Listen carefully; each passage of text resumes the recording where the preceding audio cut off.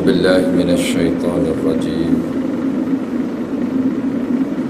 بسم الله الرحمن الرحيم. السلام عليكم ورحمة الله وبركاته. الحمد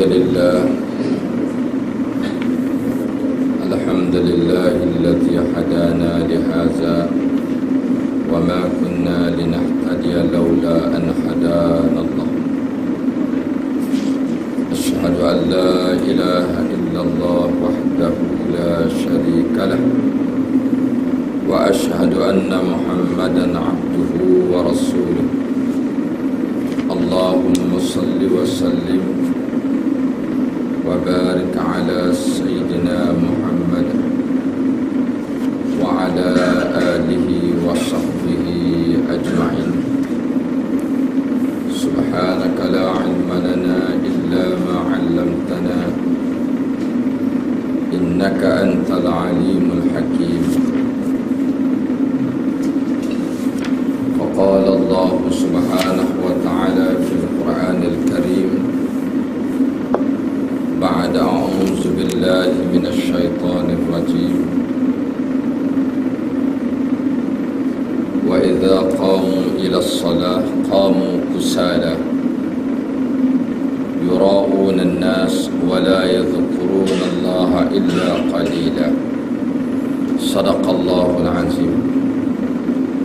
Adapun orang-orang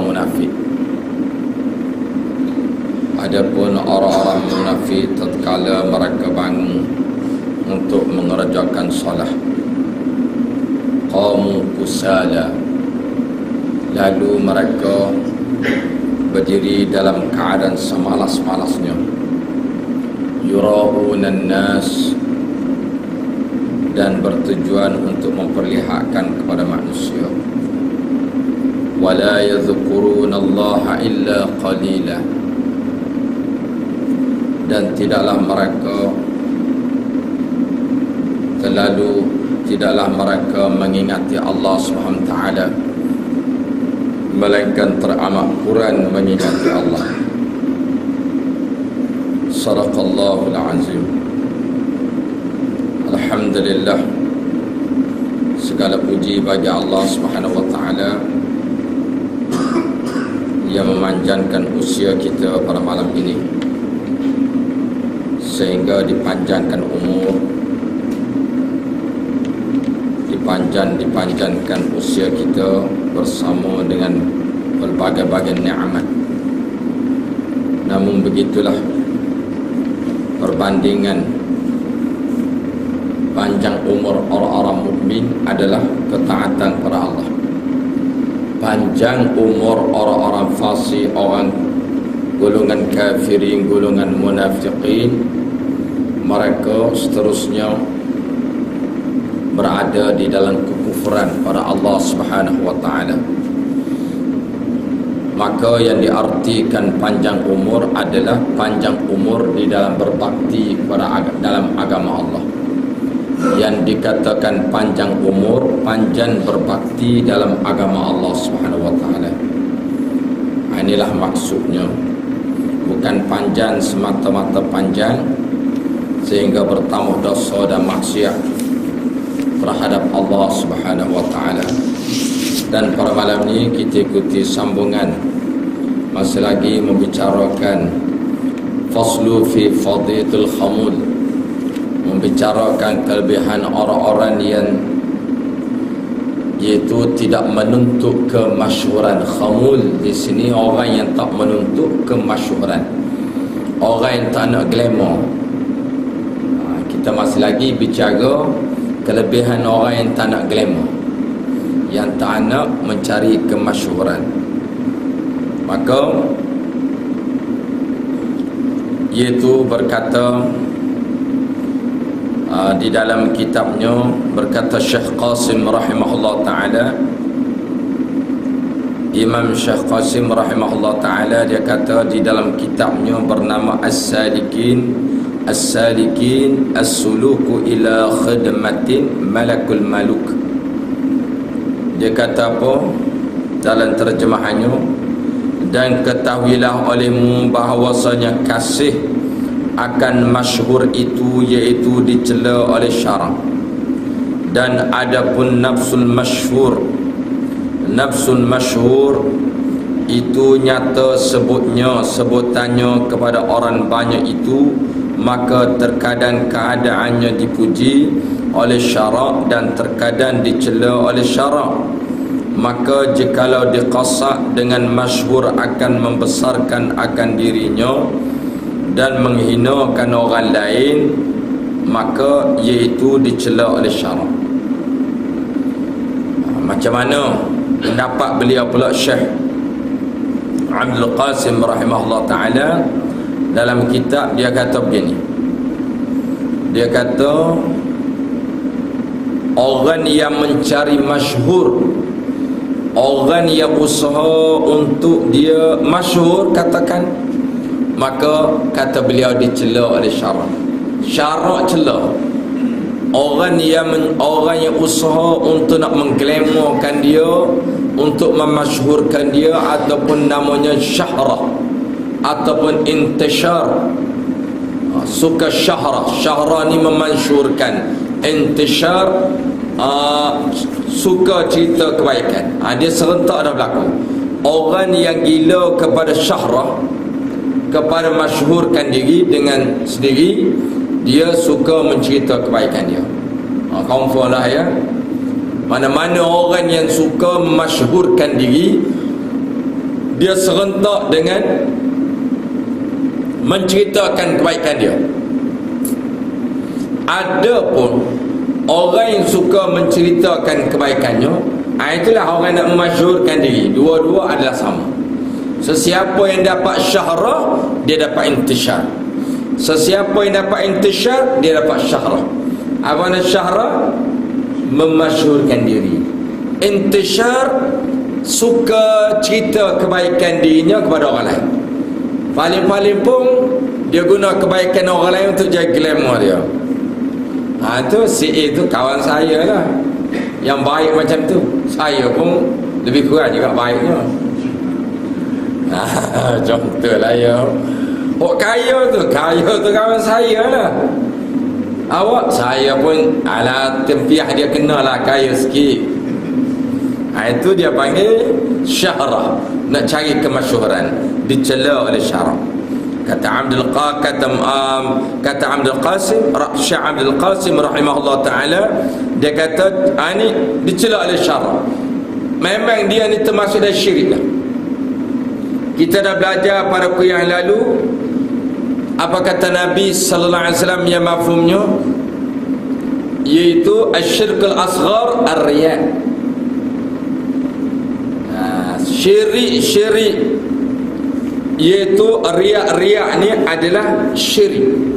Dan dalam hadis yang lain Rasulullah sallallahu alaihi wasallam beritahu, iaitu yang paling mudah sekali berbuat syirik apa dia? Riya. Yang paling mudah, yasiru syirk. Yang paling mudah buat syirik, yang paling mudah buat syirik adalah riya. Itu kita dah belajar ya pada kuliah lalu. Orang yang nak buat syirik dengan tangkal, dia kena cari tangkal, pergi cari bomoh-bomoh kan. Orang nak syirik iaitu dengan apa-apa, dengan pangkat, dengan pekerjaan dia. Berapa ramai orang syirik dengan pekerjaan. Kalau aku tak ada pekerjaan, tertutuplah rezeki aku. Inilah rezeki aku dengan pekerjaan. Kalau bersama percakapan demikian bersama dengan i'tiqad, maka akidah dia rosak. Kalau kita kata perniagaan saya ini sebagai sumber rezeki, bukan dengan i'tiqad, melainkan dengan iaitu sebagai syariat aja, sebagai undang-undang. Inilah sumber rezeki saya, gini. Dan jangan lupa untuk nak mengelak kekeliruan, katakanlah ini Allah Ta'ala jadikan sebagai asbab, sebagai sumber rezeki untuk saya. Wahal rezeki yang sebenar-benarnya adalah ketetapan Allah. Wa ma min dabbatin fil ardi illa 'ala Allahi rizquha wa ya'lamu mustaqarraha wa mustawda'aha kullun fi kitabim mubin. Semuanya adalah ketetapan Allah Subhanahu wa Ta'ala. Dan kita pergi sini, dia kata, dan ada pun masyhur nafs, masyhur yang tersendiri. Dia tak buat masyhur seperti mana berlaku kepada para anbiya, para rasul, para khulafa. Semua khalifah-khalifah ni dia tidak cari masyhur diri. Saidina Abu Bakar, Saidina Umar, Osman, Ali, dia tidak masyhurkan diri, namun terkenal dia. Rasul Nabi, dia tidak memasyhurkan diri, tetapi terkenal. Allah yang perkenalkan dia. Ini dipuji oleh syarak. Nyata sebutannya kepada orang banyak itu, maka terkadang keadaannya dipuji oleh syarak. Tiba-tiba dia seorang masyhur dan dia tidak memasyhurkan diri. Ini dipuji oleh syarak. Dan terkadang dicela oleh syarak. Orang macam ni juga kena hati-hati. Walaupun dia tidak memasyhurkan dirinya, tiba-tiba Allah Ta'ala memasyhurkan dia, terkenal dia. Kata beliau, kata Syekh Qasim rahimahullah ta'ala, kadang-kadang iaitu kena hati-hati, berhati-hati masyhur diri ini. Dia kata terkadang ada juga dicela oleh syarak. Syarak cela dia, syarak cela dia. Bila? Maka kalau dia qasak dengan masyhur akan membesarkan akan dirinya. Kalaulah ketika Allah Ta'ala angkat nama dia di julan, terkenal nama dia, orang kenal dia, dia tak nak masyhur, maka kata beliau kena hati-hati. Kalaulah ketika namanya dijulan, diangkat, dimasyhurkan, tiba-tiba ketika itu dia membanggakan dirinya. Itu dia. Dia membanggakan dirinya. Kita dah belajar pada kuliah yang lalu, takabur ni tak masuk syurga kan. Apa kata Nabi sallallahu alaihi wasallam? La yadkhulul jannah, la yadkhulul jannah man kana lahu fi qalbihi, barang tidak masuk syurga, tidak masuk syurga seseorang itu, barang sesiapa yang terdapat di dalam hatinya sekalipun misqal zarrah, sekalipun sekecil zarah, kecil je. Zarah-zarah ni atom dah, molekul tu zarah-zarah kecil je, geng-geng dia kecil je. Kata Nabi, apa dia? Kibr, sombong, takabur. Takabur ni confirm tak masuk syurga, sebab dia adalah syirik. Wal'iyadzubillah min zalik. Kita kalau dengar perkara-perkara buruk gini, kita kena baca wal'iyadzubillah min zalik, ataupun a'udzubillah min zalik. Kami berlindunglah ya Allah daripada benda-benda gini. Kita kalau dengar ceramah, kuliah, baca buku, kitab, apa semua orang khabar benda-benda yang buruk, cepat-cepat baca wal'iyadzubillah min zalik. Aku berlindung dengan Allah daripada benda-benda begini. Zalik ini gini. Yang kita dengar gini, zalik itu maksud zalik. Dan aku berlindung daripada benda begini-gini. Jangan kita duduk diam tu tak ada setuju. Diam tu bimbang, takut tak, tapi kita tak setuju. Kalau orang nak masuk melamar anak bikr ni, anak dara kan, kalau ayah dia tanya macam mana, setuju ke kamu tengok tu, senyap, sipu-sipu, senyap tu, maka dia hukum fiqh setuju lah. Tak nak darah. Sebab anak darah dia pemalu. Kalau dia senyap, dia setuju tak? Kalaulah yang sudah berkahwin, yang sudah berkahwin, kalaulah yang dah berkahwin, wajib kena tunggu jawapan dia. Wali ni kena tunggu. Kan dia dah berkahwin, lepas tu dia bercerai, cerai mati ke cerai hidup ke, tiba-tiba ada orang datang nak masuk melamar, awak setuju ke tengok dia? Kena dengar perkataan dia. Orang kata tak setuju, dia kata setuju, dia lain. Maka begitulah kita ni, kalau kita dengar kalimah-kalimah yang menyebabkan Allah Ta'ala murka, maka kita baca wala a'udzubillah min zalik ataupun a'udzubillah min zalik. Dan seartinya, itulah dia kata, walaupun masyhur dia ni, dia tidak memasyhurkan diri dia, hanya tiba-tiba terangkat dia. Seperti Nabi Yusuf, Nabi-Nabi semua, Nabi Yusuf AS terkenal nama dia. Wahai dia tidak pernah memasyhurkan diri dia, Allah angkat nama dia sehingga dilantik sebagai ketua Mesir. Di kerajaan Mesir dia menjadi ketua, dilantik sebagai governor. Maka kalaulah seseorang itu dimasyhurkan oleh Allah lalu dia lupa diri, dia semula membesar-besarkan diri. Ini juga dikira syirik, dan sehingga menghinakan orang lain. Ketika masyhur dia, tak kira masyhur dengan pangkat atau masyhur dengan harta, apa pun masyhur, hatta masyhur dengan ilmu. Kita ingatkan masyhur ni dengan pangkat je. Kita ingatkan masyhur ni dengan kekayaan je. Ada orang masyhur dengan ilmu, ada orang masyhur dengan amalan. Dengan amalan. Jadi dia kalau dia baca ruqyah pada air, anak saya terus sembuh. Dia sama alik ni kalau bagi kat dia sembuh. Tiba-tiba ada lain ceritalah depan Ustaz Malik, dia kata ada ustaz seorang tu jadi dia, lepas tu dia baca jadi dia sembuh. Dia pun rasa macam tercabar. Itu sudah ada syirik. Na'udzubillah min zalik. Itu sudah ada syirik. Tidak semestinya dengan pangkat. Saya ni, kita bercakap depan orang berpangkat, lepas tu kita katakan dia, saya ni ada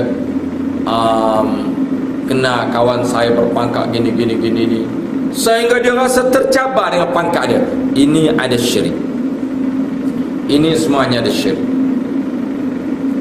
baik pada amalan, baik pada ilmu dan segala-galanya. Kalaulah dia rasa tercabar, bahkan dia tidak rasa bersyukurlah ada orang macam dia, bahkan lebih daripadanya, dan minta Allah Ta'ala perkayakanlah segala-galanya. Kalau dia rasa tersentuh hati, tak sedap hati, ini ada unsur-unsur syirik. Na'udzubillah min zalik.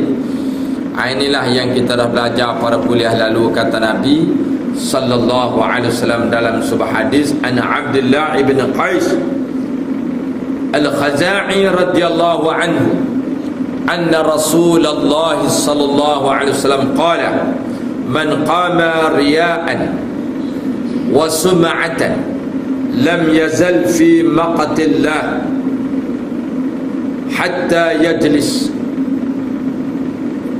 Nabi sallallahu alaihi wasallam bersabda, man qama riya'an, barang sesiapa yang berdiri dengan riya. Qama ni bukan setakat berdiri, barang sesiapa yang hidup dengan riya.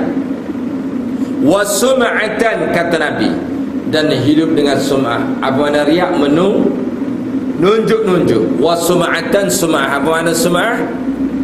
Suka dengar orang puji dia, suka dengar orang puji dia. Ini sudah ada unsur-unsur syirik. Wal'iyazubillah min zalik. Pertama kata Nabi, barang sesiapa yang qama, hidup dia ni ria'an, suka nak nunjuk kau orang. Allahu Akbar. Kalau Allah tak selamat kita, tuan-tuan, siapa lagi nak selamat? Dah tulis selamat saya, tak boleh. Yang boleh selamat kita Allah je. Lalu kita berlindung dengan Allah. Allahumma inni a'udzubika minar riya' was-sum'ah wal 'ujub. Ya Allah, aku berlindung denganmu ya Allah daripada riya, nak nunjuk-nunjuk hidup ni. Dan aku berlindung denganmu ya Allah daripada sum'ah, suka dipuji. Dan aku berlindung denganmu ya Allah wa minal 'ujub, daripada ujub, rasa bangga kebolehan sendiri. Kita dah belajar pada kuliah yang lalu, kalau datang 3 penyakit ni, riya, macam mana kita nak atasi? Macam mana kita nak atasi? Kita kena baca dah, kita kena berlindung dengan Allah tadi. Ta'awuz dengan Allah, berlindung dengan Allah. Ya Allah, aku berlindung denganmu ya Allah daripada penyakit menunjuk-nunjuk. Cepat-cepat berlindung dengan Allah. Kalau kita boleh ingat ayat surah Ali Imran, Qulillahumma malikal mulk, ingat kan? Ini patut dibaca. Ataupun Allahumma malikal mulk tu'ti mulka man tasha' wa tanzi'u mulka mimman tasha' wa tu'izzu man tasha' wa tuzillu man tasha' biyadikal khair innaka ala kulli syai'in qadir. Ya Allah, Engkaulah yang memiliki segala kekuasaan. Segala kekuasaanmu lah ya Allah yang memiliki. Engkaulah yang memberi apa-apa kekuasaan, kebaikan, kehebatan, kepandaian, harta, benda apa semua pangkat. Engkaulah ya Allah yang memberi, Engkau pula yang mencabut sesiapa yang Engkau kehendaki. Waktu kita baca tu, rasa tuan-tuan kecil rasa diri. Apabila kita baca ayat ni rasa kecil, kerdil kita. Wa tu'izzu man tasha' wa tudhillu man tasha'. Ya Allah, Engkaulah yang memberi segala kebaikan. Engkaulah yang memuliakan seseorang yang Engkau kehendaki. Engkau pula ya Allah yang menghina seseorang yang Engkau kehendaki. Hari ni Engkau mulia aku ya Allah, bolehlah mengajar huduh ya tuan-tuan. Dan Tuhan kata kena ingat, Engkaulah ya Allah yang menghinakan seseorang dikehendaki. Rasa tuan-tuan, Allahu Akbar, rasa tak ada apa-apa tuan-tuan. Kita baca ayat ni, rasa kita ni tak ada apa-apa tuan-tuan, kosong sebenarnya. Melainkan daripada air mani, seketul air mani ya tuan-tuan. Apabila kita ingat kepada air mani, ingat balik dengan firman Allah dalam suratul Qiyamah. Allah berfirman, alam yakun nutfatan min maniyyin yumna summa kana 'alaqatan fakhalaqa fasawwa faja'alahu min zawjayn adh-dhakara wal unsa alaysa dhalika biqadirin ala an yuhyiyal mauta. Allah berfirman, tidakkah aku yang menciptakan kamu ni? Tidakkah kamu diciptakan daripada air mani yang hina? Hina je, kamu sendiri menghina. Tiba-tiba melekar kat kain seluar malu kan? Hina, kamu yang hinanya. Itulah aku buat kamu daripada air mani yang hina. Waktu kita di julan diangkat, dia rasa hebat kita, ya Allah, aku ni air mani ya Allah. Summa kana 'alaqatan fa khalaqa fa sawwa. Kemudian Allah Taala buatlah peringkat alaqah, seketul darah pula jadi segumpal darah. Lepas tu kemudian Allah Taala sempurnakan anggota kamu. Apabila kamu dah besar semua, maka aku jadikan pasangan hidup kamu. Allahu Akbar.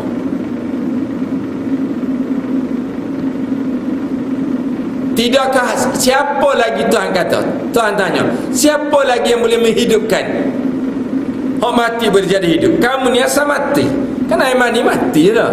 Asalnya mati. Di sinilah tuan-tuan ya. Allahu Akbar.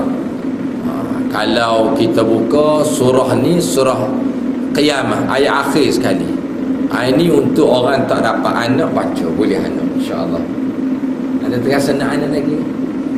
Baca lah. Baca ni jadi insya-Allah. Insya-Allah ya. Macam mana tadi? Kan baca ni jadi insya-Allah. Banyak saya jumpa orang, dia kata saya baca ayat ni sampai bertahun-tahun tak dapat anak. Takdir rasa boleh. Kata ayat ni hebat. Sebab ayat ini lamban kita merendahkan diri pada Allah. Ya Allah, semuanya daripadamu ya Allah. Aku ni hina dina ya Allah. InsyaAllah boleh ya. Surah apa? Mudah-mudahan kena ambil lah ayat ni. Tua-tua tak ayat dah. Letih pula jaga anak kan. Begitulah ya. Itulah tuan-tuan ya. Jadi Allah SWT beritahu begitulah ya. Baik. Maka apa kata Nabi sallallahu alaihi wasallam tadi? Man qama riya'an wa sum'atan. Barang sesiapa yang berdiri, barang siapa yang hidup dia ni, hidup nak menunjuk, wa sum'atan, hidup dia ni nak dengar orang puji dia, maka kata Nabi, lam yazal fi maqatillah, tidaklah berganjak hidup dia, selangkah dia berganjak, melainkan dia berada dalam kemurkaan Allah. Hidup dia di dunia tu fi maqatillah, dalam kemurkaan Allah Subhanahu wa ta'ala, hatta yajlis, sehingga dia duduk ni tinggal dua perkara tadi. Sehingga dia tinggal dua perkara tadi. Apa dia tadi? Riya'an wa sum'atan. Suka menunjuk-nunjuk dan suka mendengar pujian. Kata Imam Ghazali rahimahullah ta'ala, kata Imam Al-Ghazali rahimahullah ta'ala, kamu nak buat riya, bermula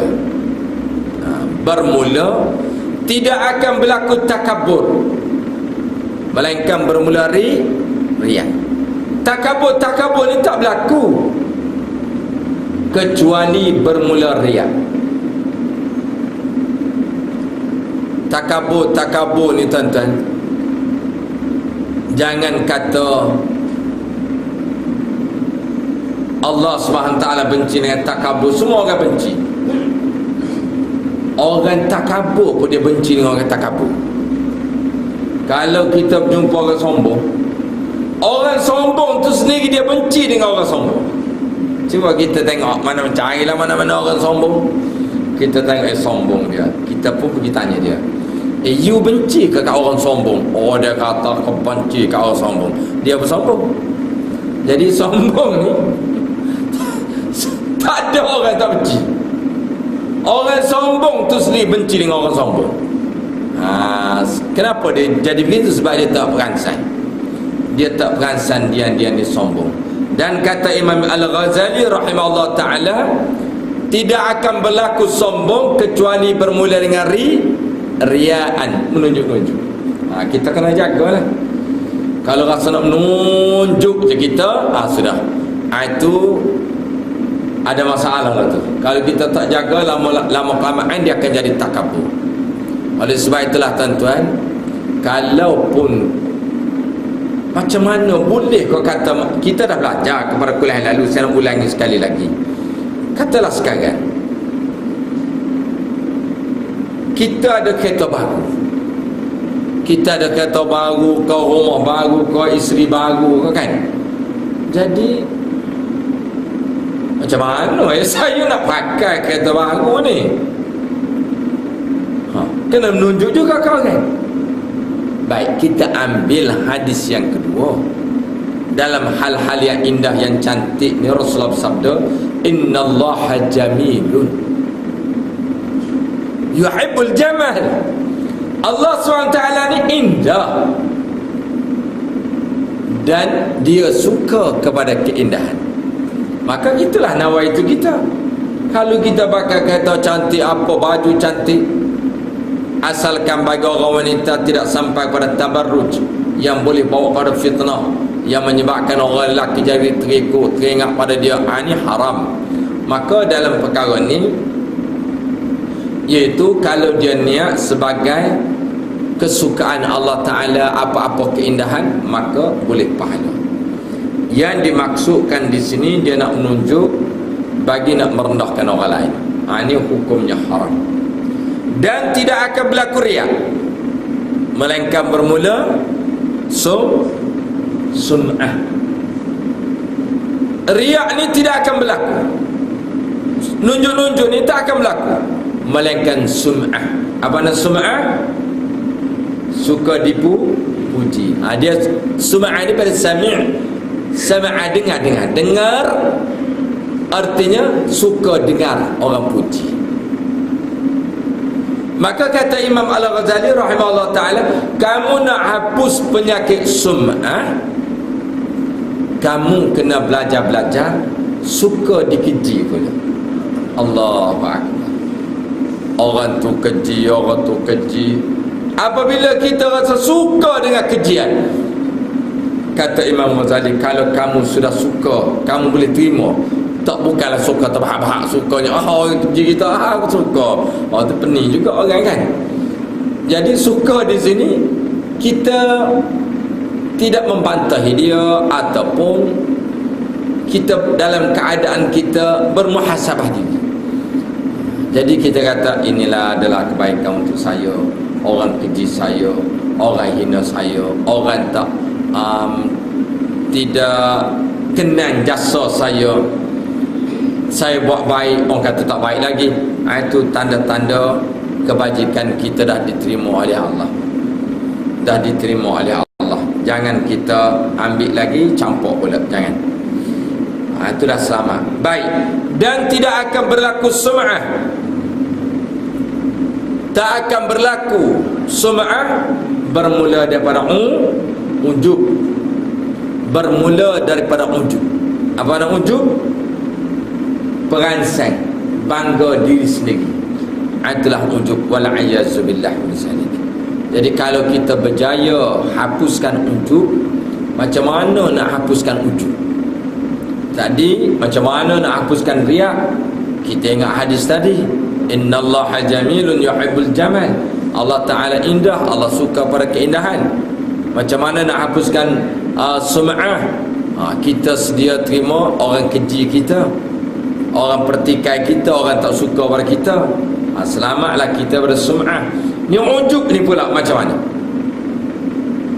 Kalau ketika datang perangsang sahabat aku, maka carilah ayat-ayat tadi. Selain daripada kita berlindung dengan Allah, ta'awuz dengan Allah daripada ujub, maka carilah ayat seperti tadi, alam yakun nutfatan min maniyyin yumna summa kana 'alaqatan fa khalaqa fa sawwa. Ataupun cari ayat tadi, Allahumma malikal mulk tu'ti mulka man tasha wa tanzi'u mulka mimman tasha. Banyak ayat-ayat Quran yang memberi muhasabah balik pada kita. Itu dia tuan-tuan dia. Sebab perangsang ni cukup bahaya. Dan sehingga kata Nabi hatta yajlis, sehingga dia duduk. Artinya sehingga dia tinggal semua dua perkara tadi, iaitu riak dan sum'ah. Dah masuk isyak belum? Belum lagi. Masuk bagi tahu kan? Jangan. Baik. Dan kita sambung lagi.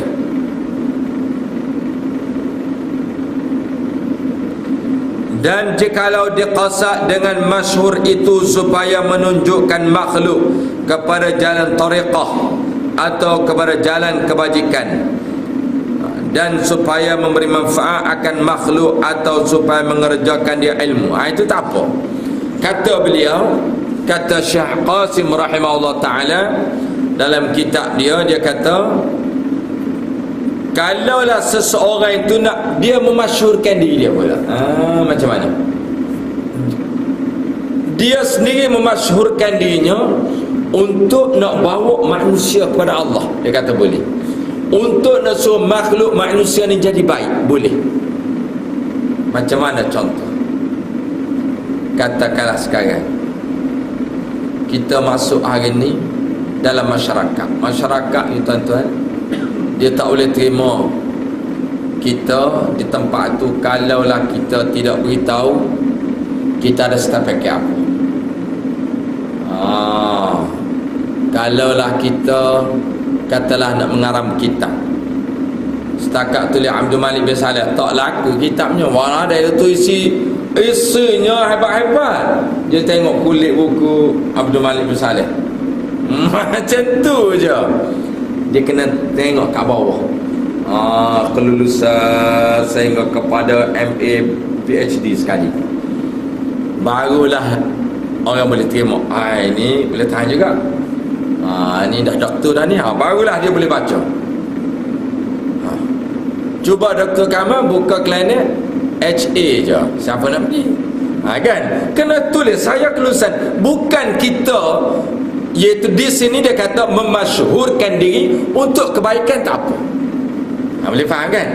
Kita masyhurkan diri untuk kebaikan orang lain. Bukan senang nak memberi kepercayaan pada orang. Tiba-tiba muncul. Tiba-tiba muncul. Macam saya nak mengajar di sini, mesti tuan-tuan kata, ni awak ni pada mana? Macam saya ni tak apa, tuan-tuan beberapa puluh tahun dah tahu kan, asalnya jabatan agama, jadi mudahlah percayanya, bukan pada ajaran sesat. Ni tiba-tiba muncul, ni ajaran Syiah kot. Jadi tertanya-tanya.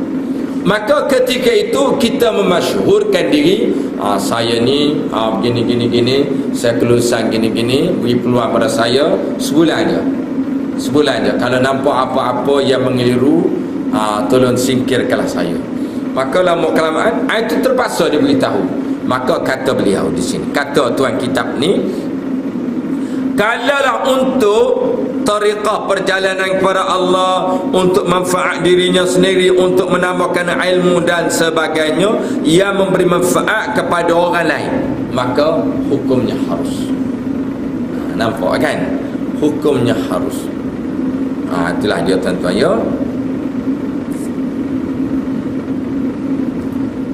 Dan katanya lagi, dia kata lagi, kata pengarang kitab ini, dan supaya memberi manfaat akan makhluk. Tujuan dia nak memberi manfaat kepada orang ramai, maka iaitu dipuji oleh syarak. Kalau macam ni dipuji oleh syarak, walaupun dia memasyhurkan dirinya seperti Syekh Abdul Qadir Jailani, seperti Nabi Allah Khidir ni, dia terpaksa memasyhurkan dirinya kepada Nabi Musa AS. Dia sengaja memasyhurkan dirinya kepada Nabi Musa AS sehingga Nabi Musa boleh terima. Kalau dia tak tunjuk hikmah-hikmah dia, Nabi Musa tak boleh terima. Nampak? Begitu juga dengan Ibrahim Adham. Sebelum Ibrahim Adham ni, dia seorang raja, sultan. Dia hanya habiskan wirid-wirid zikir dalam istana. Wahai dia nak bertemu dengan Allah, mencari Allah. Maka Syekh Abdul Qadir Jailani rahimahullah ta'ala, dia terpaksa memasyhurkan dirinya, tunjuk benda-benda yang luar biasa. Begitu juga Nabi dan Rasul. Rasul ni dia kena tunjuk mukjizat dia yang Allah Ta'ala bagi, seperti mengeluarkan air daripada celah jari, seperti Nabi Musa dengan tongkat. Maka tujuannya supaya nak memberi kebaikan pada orang lain. Muslimin dan muslimat yang dirahmati Allah sekalian. Dan seterusnya, daripada Umar bin Al-Khattab radhiyallahu anhu, anin Nabi sallallahu alaihi wasallam qala, inni akhwafu ma akhafu ala hadhihi ummah munafiqun alaihim alimul lisan, rawahu Baihaqi, atau kama qala Rasulullah sallallahu alaihi wasallam. Rasulullah bersabda, inni akhwafu, sesungguhnya yang paling aku takut, ma akhafu, apa yang benar-benar menakut, ala hadhil ummah, di atas sekalian umat. Yang paling aku takut yang berlaku kepada umatku, apa dia? Kata Nabi, munafiqun alimul lisan. Yang paling aku takut, yang paling aku bimbang, iaitu si munafik yang pandai pada lidah, yakni berbicara, bertutur perkara keilmuan, tetapi dirinya kosong daripada iman dan amal. Wal'iyyazubillah. Allahu Akbar. Diulangi, Rasulullah sallallahu alaihi wasallam sabda, yang paling aku takuti terhadap umatku ialah si munafik yang pandai pada lidahnya bertutur perkara-perkara keilmuan, akan tetapi dirinya kosong daripada iman dan amal. Allahu Akbar. Inilah dia tuan-tuan ya. Ya Allah, paling kita takut. Ini amaran Rasulullah sallallahu alaihi wasallam. Ini amaran Rasulullah. Maka untuk nak selamat, itulah caranya kita berlindung dengan Allah Subhanahu wa taala daripada perkara-perkara tersebut. Maka dalam perkara tadi adalah dipuji oleh syarak kalau seseorang itu memasyhurkan dengan tujuan untuk kebaikan orang lain, untuk nak menyelamatkan umat daripada kesesatan, untuk memberi jalan-jalan ilmu dan tariqah, maka kata beliau dipuji oleh syarak. Dipuji oleh syarak dan mendapat pahala atasnya, dan tiada syak bahawa kemegahan anbiya dan khulafa'ur rasyidin yang empat itu, iaitu terlebih luas masyhurnya daripada sekalian kemegahan. Maka beliau kata para anbiya, para khulafa, ini semua orang masyhur. Orang masyhur, maka masyhur dia adalah memberi manfaat kepada umat sejagat. Dan bahawasanya orang yang mempunyai kemegahan itu adalah ia seperti diberati pada menanggung akan dia itu, maka apabila seseorang yang mengganti akan dia dan memadailah kesusahannya itu, nescaya suka ia dengan dia, dapatlah ia faedah, dan tiada ia benci akan dia orang dia mengganti, tetapi adalah ia melihat akan orang yang mengganti akan dia itu memberi nikmat yang akan dia.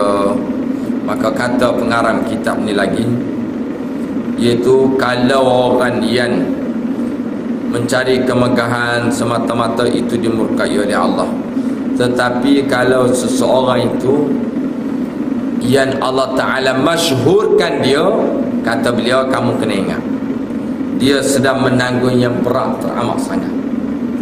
Orang yang macam ni dia menanggung yang teramat berat sangat, dan orang yang macam ni Allah Ta'ala pelihara dia, sebab dia tak nak pada kemegahan.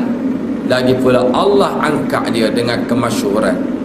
Allah memasyhurkan dia, dan tiap-tiap hari dia berdoa dengan Allah, Allahumma inni a'udzubika minar riya was-sum'ah wal-'ujub. Maka Allah jagalah dia.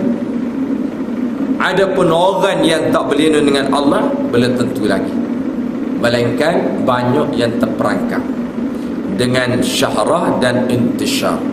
Itulah dua perkara yang kita belajar pada malam ini, tuan-tuan dan puan. Melainkan marilah sama-sama kita memadamkan sifat sombong, ujub atau dan sum'ah dan riya. Dan kita kena ingat, walaupun kita mengenakan pakaian, apa-apa keperluan kita, maka cepat-cepat kita kena kata ini keindahan ciptaan Allah. Allah suka pada keindahan. Jangan sampai kita dimurkai oleh Allah kerana berbangga dengan pakaian. Pakaian ni kehidupan kita, apa yang ada pada kita. Jangan kita iaitu memakai pakaian kemasyhuran. Nabi sallallahu alaihi wasallam beri amaran dalam sebuah hadis. Dalam sebuah hadis kata Abdullah bin Umar radhiyallahu anhuma qala Rasulullah sallallahu alaihi wasallam man labisa thawba syuhrah fi dunya albasahu Allah thawba mazallatin yawm al-qiyamah thumma alhaba fihi an-nar. Rawahu Ibn Majah. Nabi sallallahu alaihi wasallam sabda, barang sesiapa di dunia ini mengenakan pakaian kemasyhuran, maka Allah Subhanahu wa taala akan memakaikannya pada hari kiamat nanti dengan pakaian kehinaan, lalu menyalakan api di dalam pakaian dia. Boleh faham? Maknanya tak kira lah pakaian dia ke, kenderaan dia ke, rumah dia ke, harta dia ke, pangkat dia, niat dia nak memegah, niatnya nak bermegah, maka sedialah. Sabda Nabi sallallahu alaihi wasallam yang mafhunya bersedialah. Orang yang macam ni Allah Ta'ala akan pakaikan dia pakaian di hari kiamat nanti, hari akhirat, dengan pakaian yang hina sehina-hina. Macam mana hina? Lalu Allah menyalakan pakaian dia, harta dia, rumah dia yang dia bermegah-megah, hidup dia nak bermegah je. Allahu Akbar wal'ayazubillah min zalik. Kalau kita tengok orang sedemikian, tolong doalah untuk dia, kita dan dia. Ya Allah, selamatlah aku dan selamat dah dia, ya. Janganlah saat-saat nak mati akhir dah masih lagi nak bermegah, masih lagi nak bermegah, tuan-tuan. Sebab dia orang kaya, orang berkedudukan. Tuan-tuan, pernah saya urus tanah perkuburan wilayah persekutuan, tuan-tuan. Kita tak benar dia orang buat konkrit atas kubur, tak benar. Kan haram buat konkrit, buat mabotai atas kubur ni, tuan-tuan. Cukupnya pekung pula, kepung. Cukupnya kepung aja. Senang esok nak angkat dah. Buatnya kayu lagi baik, mudah nak angkat lagi. Ni buat dengan batu, susah nak angkat, tapi boleh angkat juga dah ramai-ramai. Ini kalaulah dia dah buat konkrit, dah dia buat mabur gitu, tanah tu tanah siapa? Tanah awak ke? Saya bayar akhirat mati berapa setahun? Berapa ringgit setahun bayar? Ingat ya, ini tanah wakaf. Mereka megah je, tuan-tuan. Megah. Saya ni sebab keturunan saya ni keturunan raja, kena batu malba pun warna kuning. Ni penyakit lah, tuan-tuan. Jadi sebab itulah di setengah tempat dia tak benar. Tak benar dia nak buat juga. Dia kata duit saya ni. Kalau gitu kubur awak kan? Dia kata duit saya ni, kubur awak kan? Tanah kubur awak beli ke atas geran tu? Atas geran tu nak bawa kan? Itu dia, tuan-tuan, ya. Jadi kita lah ikutlah peraturan pihak pengurusan kubur. Kalau dia kata buat pekung, kepung-kepung lah. Tak payah kita lebih nak letak lagi tai-tai mabur lagi, nak suruh nampak cantik. Itu yang jatuh pada haram. Sebab apa? Dia jadi pemena. Apabila jadi kekal, kubur ni katalah besok kubur di Bandar Baru, sekarang tanah banyak lagi tu. Yang kita dah pergi tanah banyak, tanah kosong. Besok katalah dia penuh. Nak buat macam mana? Ya? Aku faham. Dia apabila kata dah penuh, dia boleh buka balik. Boleh ambil rangka-rangka tulen tu, dikumpul satu tempat. Ni pula jenazah baru pula. Itulah caranya. Jadi dengan kata lain, senang kata, jangan buatlah apa-apa yang dikira kekal, yang dikira lama kekal. Sebab menyalahi dengan sunnah Nabi sallallahu alaihi wasallam dalam hadis Rasulullah yang mafhumnya, iaitu jangan dibina bangunan atas perkuburan. Ya, habis tu yang Rasulullah tu cantik dengan lingkungan tu. Baik, tuan-tuan dan puan, dia ada maslahah. Kubur Rasulullah ni bawah dia ni tuan-tuan, dia konkrit dengan besi. Sebab pernah beberapa kali jenazah Rasulullah nak dibuat lagi. Ambil daripada ketika zaman pemerintahan kerajaan Osmaniyah lagi. Tu dia tuan-tuan. Dan akhir sekali ketika zaman Malik Faisal. Itu akhir sekali. Malik Faisal ni tuan-tuan, dia pernah bermimpi. Dia pernah mimpi ada orang cuba nak masuk dalam apa tu makam Rasulullah. Dia cuba nak masuk. Maka dia mimpi. 3 kali mimpi dia maklum kepada Imam Masjid Nabawi. Imam Masjid Nabawi kata, cuba perhati tengok semua tu.